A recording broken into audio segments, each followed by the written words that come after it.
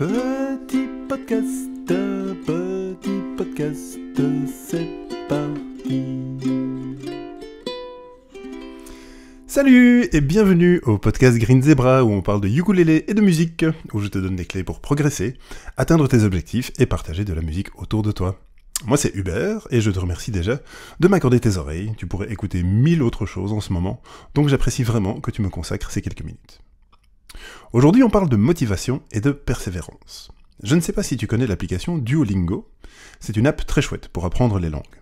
Je m'en sers pour apprendre l'espagnol, et je viens de passer un grand cap, j'ai réalisé une série de 100 jours consécutifs. Ça veut dire que pendant 100 jours, j'ai complété au moins une leçon par jour. Les leçons prennent 2 à 3 minutes.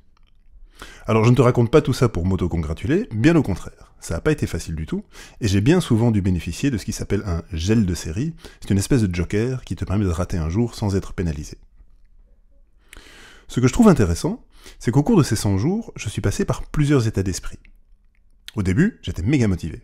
Je faisais 10-15 leçons par jour, j'emmagasinais des tonnes de points, je montais dans les classements, puisqu'on peut se mesurer à d'autres utilisateurs dans des ligues, et je me voyais déjà parler couramment espagnol et me la péter grave à la Costa del Sol.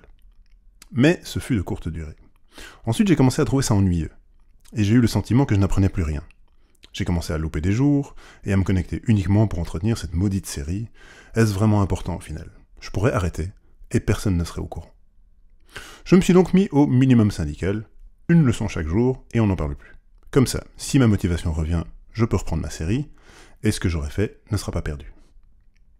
Et c'est seulement là, au bout de quelques jours à ce rythme, que j'ai commencé à vraiment profiter, et à sentir du progrès. La morale de tout ça, c'est que pour le ukulélé, c'est pareil. Au début, quand on découvre, on est chaud patate. On joue tous les jours, on découvre plein de chansons, on fait plein de progrès, et c'est chouette.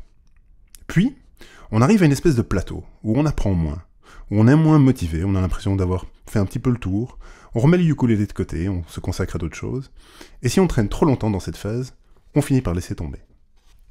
Alors mon conseil pour toi, si tu es justement dans cette phase de baisse de régime, remets-toi-y, mais remets-toi-y doucement. Fixe-toi un objectif simple et atteignable. Si tu as une liste de 20 chansons que tu veux apprendre, sélectionne-en 2 ou 3, pas plus. Et essaie de jouer un petit peu, un tout petit peu, chaque jour. Le secret du succès, pour le ukulélé comme pour le reste, c'est la patience. Sois patiente avec toi-même et laisse faire le temps. C'est aussi du temps pour profiter. Le temps te permet également d'assimiler progressivement. Il faut du temps pour comprendre et du sommeil pour assimiler.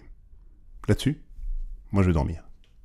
En attendant le prochain épisode, je te souhaite une très belle journée et à bientôt.